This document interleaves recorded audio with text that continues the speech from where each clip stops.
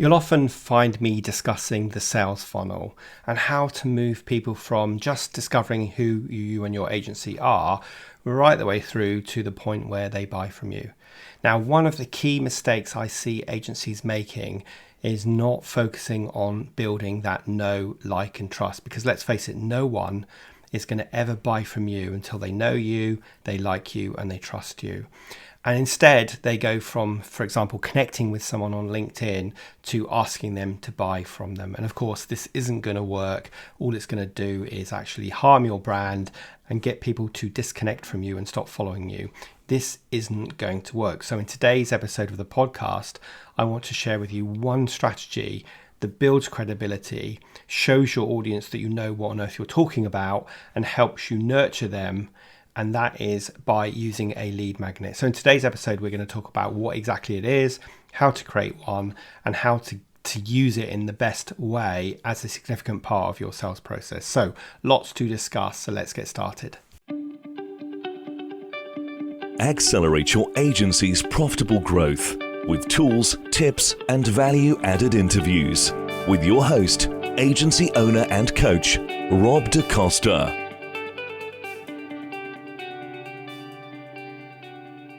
So let's kick things off by defining exactly what a lead magnet is. So basically, it's a free offer, a resource of some kind, a PDF or a guide or a quiz or a video or a free podcast indeed, that is used to entice people to subscribe or opt in to your email list. And so it's a really useful tool for generating leads and building up your audience.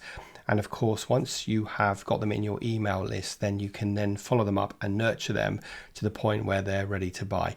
Now, I've spoken many times about why it's really important to build your email list, much more so than building your social media following, mainly because you own your list, whereas you don't own your social media following. You're renting it, if you like.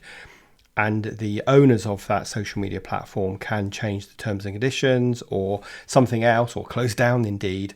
And then suddenly you've lost that massive audience that you've built. Whereas if you are building an email list, you own that list and you get a chance to build a one-to-one relationship. So I'm not going to go into too much detail about why email marketing is so important, but I have a lead magnet for you, which I'll put in the show notes, all about email marketing. So that will teach you about how to go about building your list.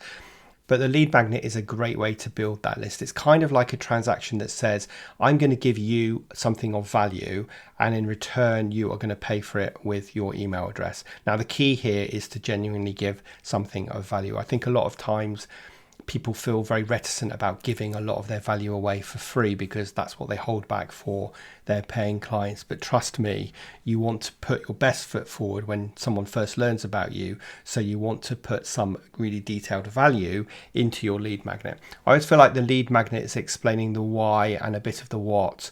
And then when clients buy from you, they're learning the rest of the what and the how. So don't be afraid about giving value away, because that's going to keep people engaged with the emails that you send after they've downloaded your lead magnet. So just to kind of summarize those benefits, it helps you grow your email list and it builds your audience of potential customers.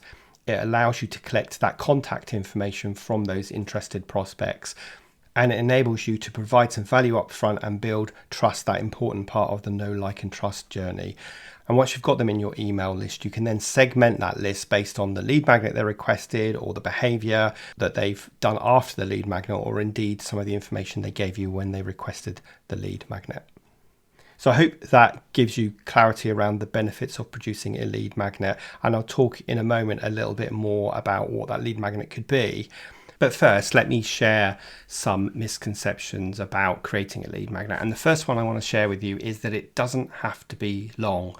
No one is judging the quality of your lead magnet by how many pages it is. Indeed, you want to make sure that your lead magnet delivers value really quickly, because most people are time poor. So first of all, it doesn't have to be long.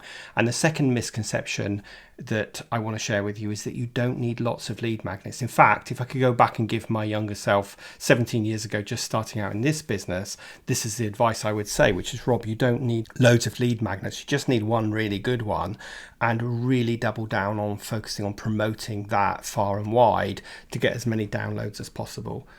don't think of it like a campaign to launch the lead magnet and market it and then move on to the next one, but rather think about how you can continually market your lead magnet. So now let's talk about creating an effective lead magnet. First of all, you need to really understand your audience and some of the problems that your audience has that you can write about in your lead magnet. And you also need to understand your audience in terms of the best way they like to consume information. Would they want to download a PDF? Would they want to watch a video? Would they want to listen to a podcast? So understand your audience and identify the problem that your lead magnet is going to tackle. Now, obviously, the lead magnet you create also has to tie back into the service that your agency offers. For example, there's no point creating a PDF on how to get cheap stationery, which is a really silly idea, if you're a marketing agency, because that doesn't connect back into you. So the lead magnet not only has to tie into one of the problems that your audience has, but it also has to tie into the services that your agency offers. So there is a logical pathway for them to read the lead magnet to ultimately buy from you. Now, when it comes to types of lead magnets, well, I've already alluded to a few. I think often people think they are just very long, in-depth ebooks, but they don't have to be. They could be an ebook. They could be a one-page cheat sheet or a one-page template. They could be an audio book or a podcast. They could be a free training video or indeed a free training course. It could be a quiz that people take and then you provide the answer via an email. So it's a whole bunch of things. So pick one that is going to be consumed by your audience and one that you feel comfortable writing as well. So that's sort of tying those two things together. The key thing about whatever you do in your lead magnet is that it needs to provide excellent value. It needs to give a really quick win to your audience. And it, of course, needs to solve a problem that keeps your audience awake at night.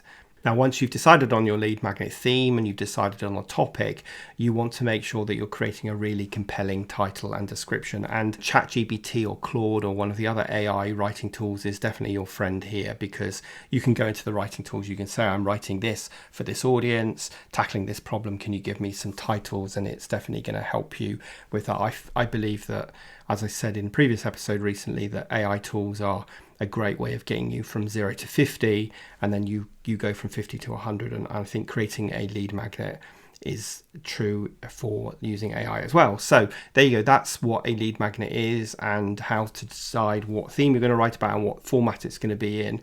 And I want to pause here and say you need to knock out of the way as many barriers as possible to stopping you from getting this lead magnet created and then marketed. Because if you're thinking, well, I need to wait till I can afford to send it to a designer to get it, making it look pretty, well, you don't. Just use Canva and use a free version of Canva. There's lots of great templates in there that you can use, get a VA to do it for you, but you don't need to spend lots of money. And as I said earlier, it doesn't need to be really long and you don't need lots of them. So remove as many barriers and roadblocks for you getting this thing created, because once you've created it, we need to then move on to promoting your lead magnet. Now, I'm not going to get too technical here, but you need to make sure that you have sign-up forms on your websites, on pop-ups, and you need to have a link to that page in your marketing. So you basically want to have a landing page. This is a page that people will arrive on when you're promoting your lead magnet, and this landing page will be specific to your lead magnet, and on there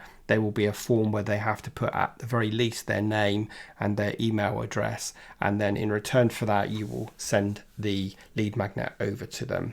And obviously once you've got that landing page and you've created the form, and that form will pipe the information into your email marketing systems such as MailChimp or ActiveCampaign or ConvertKit or MailerLite, and then that will trigger an automation because you've tagged that lead to say they've downloaded lead magnet X, and that will trigger a sequence of emails to send them to follow up. And I'll talk more about follow up in a moment, but obviously once you've done that, you want to promote it on social media, you want to promote it to your existing email list, you want to consider whether you've got a partner that can promote this for you. You also will consider things like paid ads and so on. So you want to think about, how can I consistently promote this far and wide? You might put a link in your signature in your email so that every time someone gets an email from you, you're promoting that lead magnet to them as well. And often a great way to promote lead magnet is by working with a partner who has a larger audience than you and is targeting the same audience as you with a different offer. So if you have partners like that, you can offer this lead magnet as a value add. They might send an email to their list, or you might be a guest on their podcast, but you just want to find as many ways as you possibly can to promote your lead magnet. Now, once you've got that set up, so you've written your lead magnet, you know it solves a pain, you understand your audience, you've decided what the right format is, you've designed it so it looks fairly nice, you've created a landing page, which is a page specific to that lead magnet, talking about some of the benefits of why they should read or consume the lead magnet. You've connected that form on the landing page to your email automation system, and you have been promoting your lead magnet far and wide.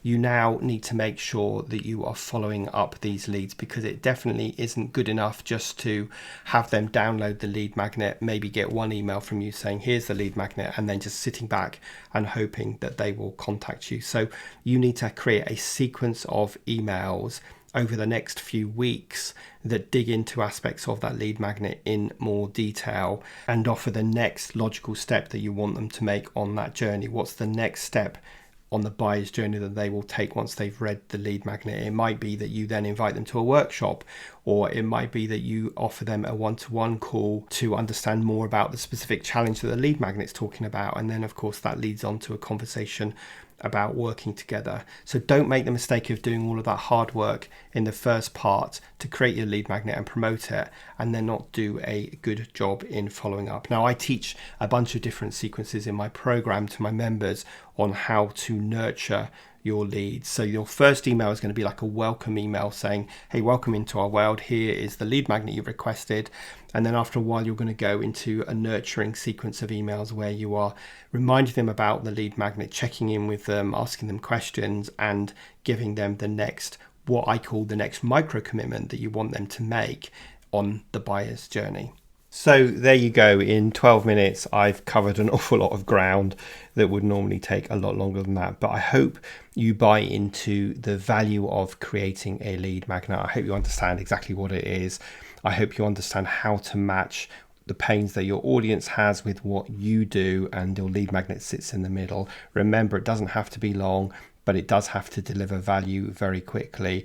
I hope you then understand about creating the landing page, which is specific to that lead magnet, and embedding your email form onto that page so that people have a way of giving you their email address in return for getting the lead magnet. And then I hope you understand about the concept of delivering the email and a nurturing follow-on sequence of emails that digs into aspects of the lead magnet in more detail and moves your buyer to the next stage on the buyer's journey. Now, in the show notes, I'm going to put a couple of lead magnets that you can download that A, will show you exactly what I'm talking about, but B, perhaps more importantly, will give you more insights into creating this automated lead generation system and also understanding more about email marketing. So I'll put those two links in the show notes. I also want to remind you about my fortnightly Agency Accelerator live workshops, where we spend 45 minutes live chewing the fat on a topic. And one of those forthcoming topics is around email marketing. So make sure you have signed up to attend them. They happen at 9 a.m. UK time every second Wednesday. And we are tackling 13 different themes of challenges that I know you as an agency owner has. So make sure you've signed up to save your seat for them. And I will either see you there, or I will see you on the next episode of the Agency Accelerator podcast. And of course, if you've enjoyed this episode, please do consider leaving a review on Apple Podcasts, and of course share this episode far and wide with your friends so I can reach as many people as possible. But other than that, I hope you have a great rest of your week, and I will see you next Thursday for the next episode of the Agency Accelerator podcast.